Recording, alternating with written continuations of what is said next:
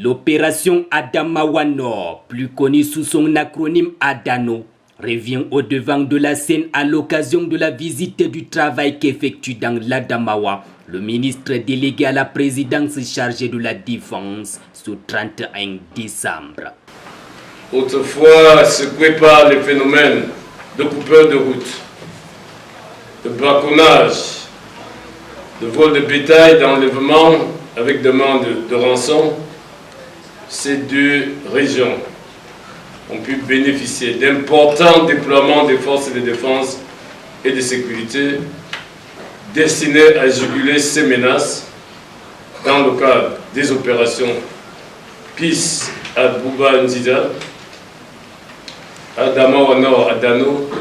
L'opération Adano vise le maintien de l'ordre en zone rurale avec pour principaux objectifs tordre le cou au phénomène de prise d'otages avec demande de rançon, vol de bétail et autres grandes criminalités dans les deux régions. Créée par le chef de l'État, l'opération Adano a été d'un atout majeur dans le cadre de la lutte contre le phénomène de prise d'otages suivi de demandes de rançon. Leurs résultats sont salués aussi bien par la population que par le haut commandement.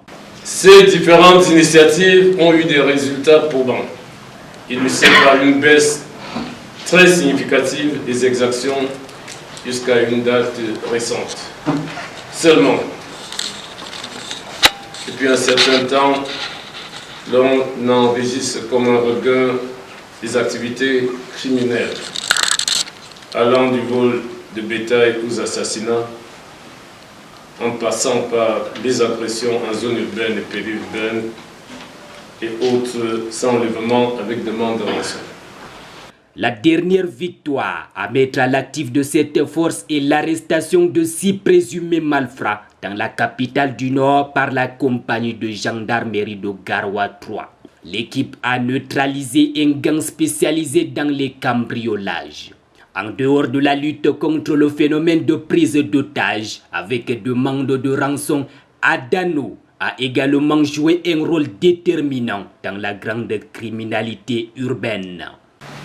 À l'issue de notre rencontre, instructions et directives seront données pour une meilleure et urgente maîtrise de la criminalité dans les régions du Nord et de la Adamawa, dont les habitants et leurs biens mériteraient d'être définitivement remis en confiance pour vaquer dans la sérénité à leurs vitales activités de développement.